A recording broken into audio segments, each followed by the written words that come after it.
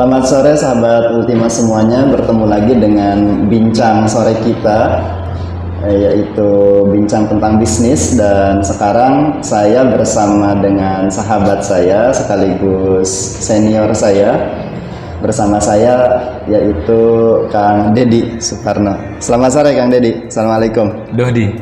Oh, Kang Dodi Suparno. Iya, selamat sore Kang. Sore. Assalamualaikum. Salam telur. Saya suka salah nyebut. Karena komisaris di perusahaan saya itu Deddy Damyati namanya. Jadi suka ketukar. Gak apa-apa. Nah, sekarang ini Kang, kita bincang-bincang santai aja karena ini saya harapannya sebenarnya perbincangan kita jadi bahan edukasi juga di masyarakat ya. Jadi kita bincang tentang bisnis tapi dalam versi santai. Nah, kita mulainya dari bincang-bincang tentang masa kecil Kang Dodi dulu nih.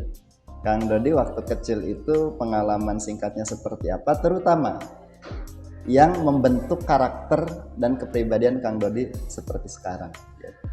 Silakan Kang, cerita dulu. Ya, sebenarnya selamat sore, pemerhati bincang bisnis. Mudah-mudahan kita diskusi hari ini akan memberikan dampak dan manfaat buat semua. Oke, tentang latar belakang saya waktu masa kecil saya bersyukur terus terang lahir dari keluarga yang sangat tidak mampu. Jadi waktu kecil orang tua saya itu, mohon maaf ya, saya bangga terhadap orang tua saya. Mereka, ibu saya itu pembantu rumah tangga, bapak saya itu supir. Jadi kita hidup bagaimana untuk bisa hidup setiap hari itu kita harus terus berjuang. Dan justru karena itulah saya dibentuk oleh ibu saya, oleh bapak saya untuk menjadi seorang pejuang dalam hidup. Kita belajar jualan. Kang Dodi itu di Bogor lahir? Sukabumi. Oh, Sukabumi.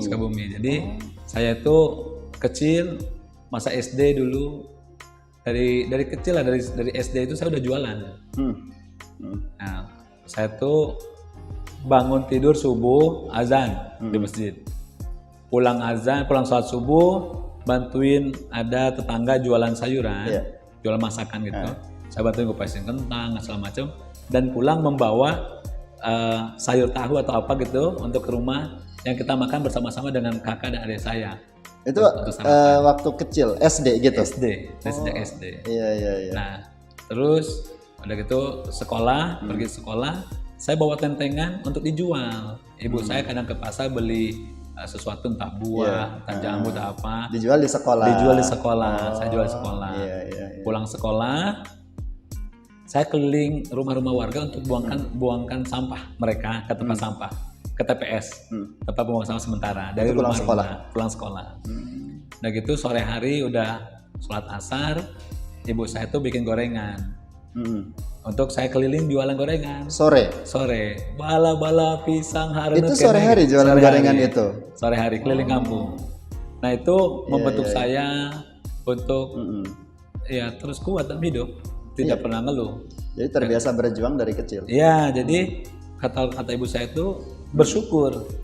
Kita tuh dalam posisi seperti ini, gitu. Harus selalu bersyukur. Makanya saya nggak ngeluh, nggak apa, orang tua saya juga senantiasa kerja keras. Saya tuh sangat jarang ketemu sama bapak, karena bapak saya berangkat sebelum saya bangun, pulang setelah saya tidur. Pulangnya malam berarti? Malam, karena kan bapak saya kan supir, ya supir pribadi ya. Nah otomatis dia harus siap-siap pagi-pagi gitu kan, anaknya juga mungkin ngelihat saya betul. Pas tidur juga dia udah berangkat gitu. Ya saya terus berjuang, orang tua saya juga sama berjuang, sampai pada satu titik di mana saya tuh orang pertama yang masuk SMA di kampung saya. Selain yang lain itu maksudnya dulu mas SMEA, STM gitu ya. Nah saya tuh masuk SMA, sampai ada salah satu warga kampung bilang, wah ngapain masuk SMA, kamu mah sok-sokan, wong emang mampu kuliah. Karena SMA itu identik dengan harus kuliah. Betul. Sementara saya sendiri waktu SMP saya udah jualan ke pasar, gitu kan, jualan di pasar.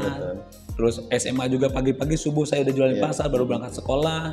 Udah gitu pulang saya nyopir angkot, pulang ke rumah malam tidur gitu kan. Kehidupan saya seperti itu. Akhirnya mereka bilang, kayak mampu aja gitu kan.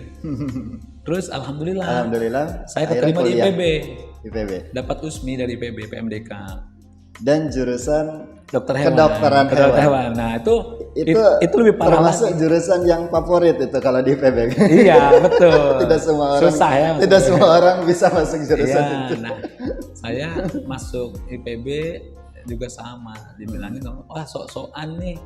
Kuliah emangnya mampu. Sampai ada kata, ibu kamu udah kayak kolecer, siga kolecer gitu.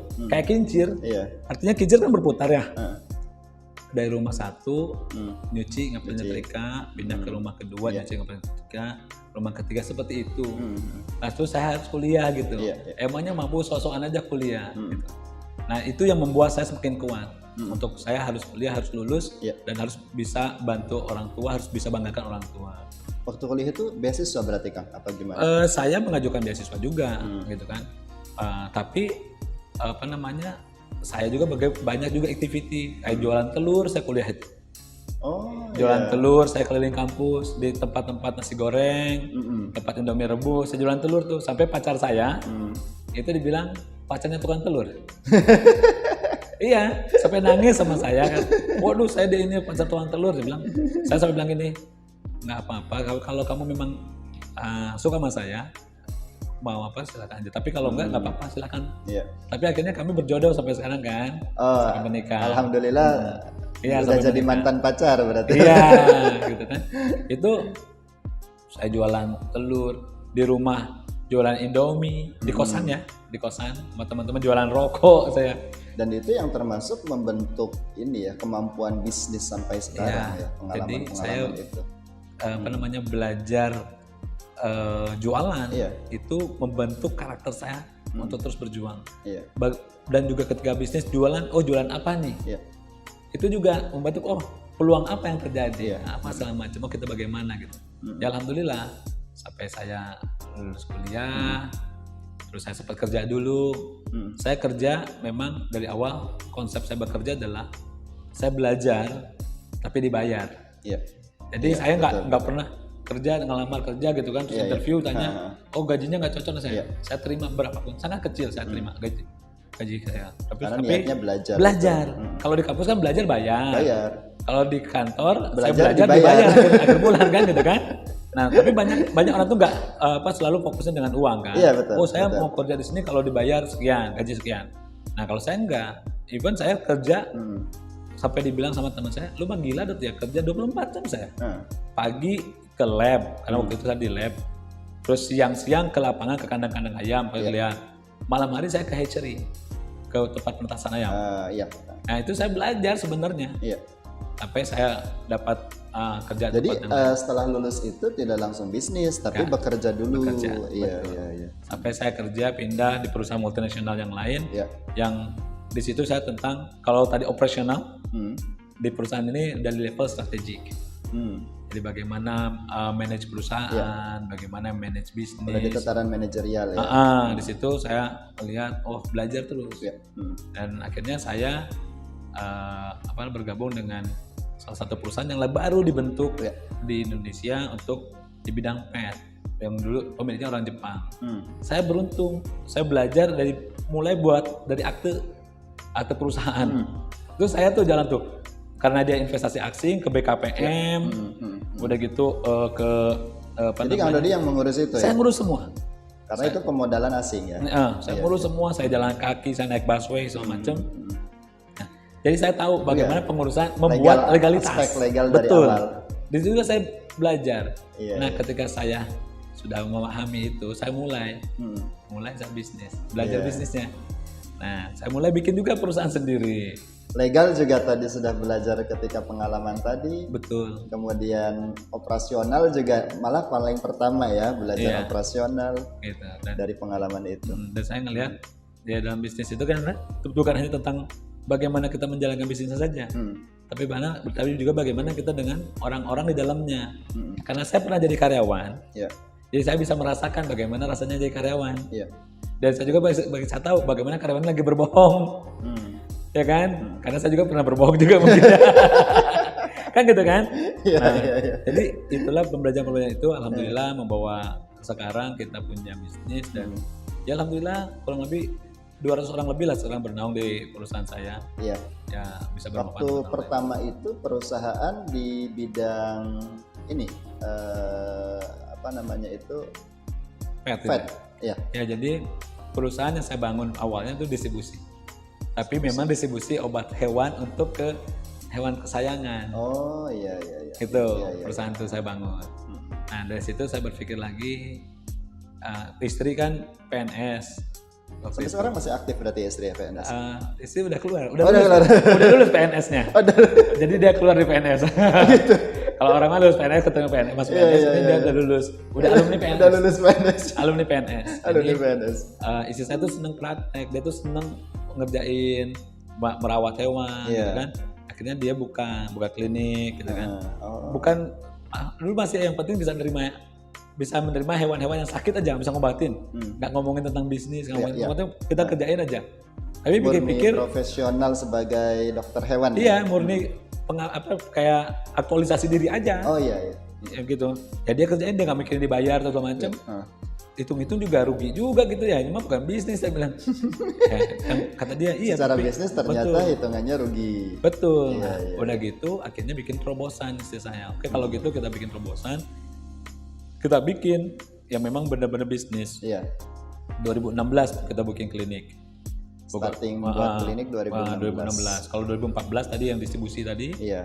Itu 2016 kita mulai bisnis di klinik, bikin Bogor Pet Center namanya. Di situ mulai kita fokus tuh semua. Itu yang PT Satwa Gia itu? Satwa Bahagia Indonesia. Satwa Bahagia. Itu yang menginisiasi jadinya PT Satwa Bahagia Indonesia. Oh. Jadi awalnya startingnya di sana. Si Bogor Pet Center ini yang di Loji sampai saat ini masih ada. Itu kita mulai membentuk semacam itu. Ya, alhamdulillah dari sana juga saya bisa terus berkembang, ya, sampai saya pada titik butuh support istri juga untuk dia fokus mikirin dan akhirnya mengajukan keluar dari PNS. Untuk apa? Untuk bantu saya gitu, bantu saya di rumah ngurusin anak-anak, ya kan? Karena kalau PNS kan agak susah juga, dia kerja kan. Sementara saya sendiri sama istri punya komitmen ketika dia bekerja sebagai PNS, sebagai abdi negara, jadi harus lakukan tugasnya semua, nggak boleh dia makan waktu sedikit pun untuk urusan yang lain di waktu kerjanya. Kalau di luar waktu kerja is oke, gitu. Nah makanya ya saya ini kan untuk keluar lah, susah juga untuk maju keluar itu baru bisa tahun 2018. Nah sejak 2018 ke sini kita bangun namanya PT Satwa Bahagia Indonesia 2019. Ya, PT Satwa Bahagia Indonesia. Ini berarti tahun ke-4 mungkin. Ya, betul. Tahun ke-4 dari klinik ya, 2016 berarti tahun ketiga di klinik. Nah, di situ saya bikin Satwa Bahagia Indonesia dan Satwa Bahagia Indonesia mengakuisisi perusahaan saya yang pertama distributor. Si Tridaya Faruna. Itu diakuisisi sama dia. Nah, udah gitu kita bangunlah perusahaan yang buat produksi namanya PT Tunas Daya Vietnama. Jadi saya punya produsennya, punya distribusinya, punya outletnya. Nah, dengan outlet namanya Satwa Gia. Dan sekarang kita juga udah bikin, karena udah teknologi semua ya.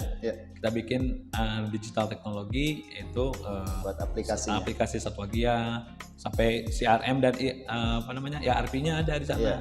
Dan sekarang Satwa Gia Institute of Teknologi nomor 1 di Indonesia. Di bidang klinik hewan. Institute of Teknologi, digital teknologi ya. Bukan teknologi tentang pengobatan bukan ya, tapi teknologi tentang digital teknologi. Kita nomor 1 di Indonesia. Kenapa? Karena kita punya CRM, punya ERP, punya untuk konsultasi online, punya untuk konsultasi tanya ke expert. Itu semuanya teknologi semua. Jadi terangkum di dalam satu aplikasi. Satwa Gia. Dan sekarang Kang Dodi tidak hanya itu ya, merambah ke aparel, terus klub sepak bola juga. Saya cerita Kang ya ini perjalanan itu, ini menarik. Iya sebenarnya teman-teman. Kenapa sih orang ngeliat saya kenapa sih banyak juga gitu kita kerjain gitu. Saya jujur waktu umur saya 28 tahun, saya tuh bikin roadmap kehidupan. Umur saya 40 tahun, saya udah punya mesin uang yang bisa menciptakan mesin amal. Yang artinya saya punya perusahaan, mesin amalnya itu adalah orang-orang bisa bekerja buat kita.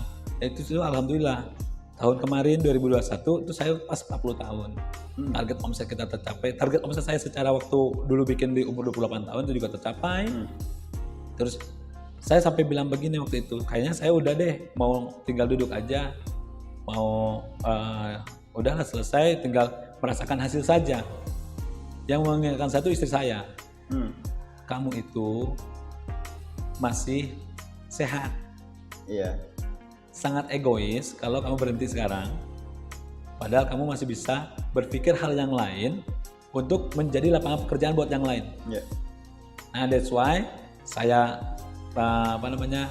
sama aparel ya, ada Zenith. Saya di situ sama Zenith. Ya, iklan lagi ya. Apa-apa sekalian ya Kak? Sekalian promosi. Ya, Zenith, ya kan kita ini sama Zenith. Zenith juga ada foundernya, saya sebagai co-founder. Yeah. Saya bina dia juga untuk tumbuh, saya invest di situ. Yeah. Tujuannya bukan apa-apa. Tujuannya hanya untuk supaya ada karyawan bekerja. Yeah. Sekarang di Zenith kurang lebih sekitar, mungkin kalau nggak salah sekitar 15 orang. Kalau saya berhenti termasuk kemarin, penjahitnya ya? Iya, kalau kemarin saya berhenti tidak melakukan karyawan Zenith, tidak akan ada tambahan karyawan bekerja. Udah gitu saya bikin Akademi Persib. Persib. Sepak bola yang cabang dari Bandung, saya ketuanya di Bogor, saya yang punya di Bogor.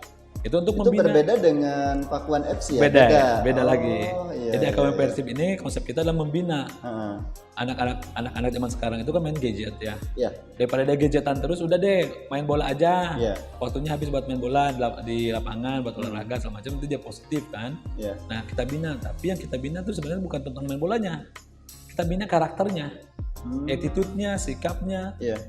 Gitu, itu yang kita bina. Karena saya punya visi adalah Akademi Persib ini menjadi tempat untuk pembinaan karakter, untuk menciptakan semangat mental untuk sebagai pemain bola profesional. Bukan, dia jago skill main bola, enggak. Jadi bagi saya itu tidak berlaku hanya tentang skill. Yang pertama adalah karakternya dulu, tentang sikap mentalnya dia, value dia. Nah, baru di situ kan juga ada banyak orang, ada pelatih ya kan, ada juga kitman tuh yang bagian bawa-bawa PU gitu kan. Nah itu, terus ada lagi yang adminnya juga. Sekarang jadi mungkin banyak orang terlibat di sana. Di situ secara mungkin yang terlibat di situ mungkin sekitar 20 orangan lagi lah tambah. Nah dari situ saya berpikir lagi kan, kalau Akademi Persib ini menciptakan pemain-pemain. Ini kan dikemanakan pemainnya? Iya betul. Ini ke Persib, terus yang nggak keterima di Persib kemana? Iya. Soalnya saya akuisisi klub, bikin Pakuan City. Pakuan City itu klub yang sudah ada sebelumnya berarti ya? Jadi sebelumnya tuh dari Cirebon FC namanya. Jadi satu klub diakuisisi, diubah brandnya lagi. Iya. Jadi Pakuan City kita bikin baru tahun kemarin, akhir tahun kita bikin, dan ini akan jadi next bisnis yang menurut saya ini akan jadi bisnis terbesar. Karena saya juga punya visi menjadi klub nomor 1 di Indonesia dalam 10 tahun, menciptakan pemain muda yang bisa mentransfer pemain-pemain muda di Indonesia. Konsen usia berapa itu klubnya? Konsennya saat ini udah Liga 3 tapi tetap di level senior.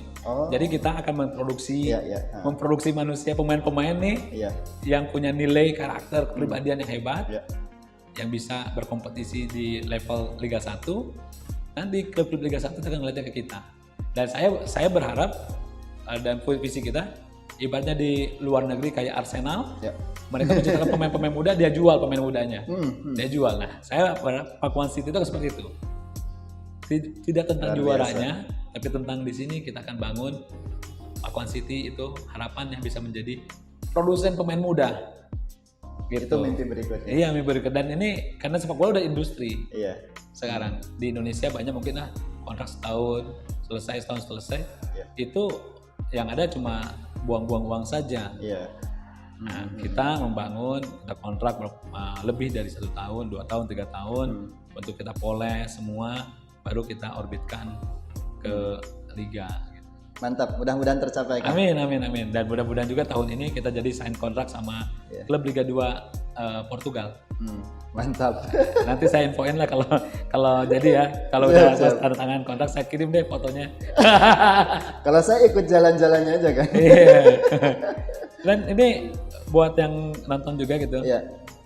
Bisa kok join di Pakuan City untuk jadi investor. Pakuan City membuka peluang untuk jadi investor. Oh ini berarti tawarannya ke para calon investor. Calon investor, berarti. iya. Tapi kalau untuk join ini anak-anak muda nih, untuk joinnya bisa juga, ada peluang juga. Peluang. Gitu. Jadi untuk para pemain kita ada talent scoutingnya. Itu para pemain itu kita lihat gimana. Kita lihat di beberapa kompetisi. Oh ini lainnya cocok, bagus. Ya rata-rata dimulai umur 15 tahun sampai 20 tahun lah. Mantap. Nah ini yang tertarik berarti bisa mengikuti mungkin ada medsos kan ya, Pakuan City. Pakuan City FC kalau nggak salah ya Instagramnya. Pakuan City FC ya.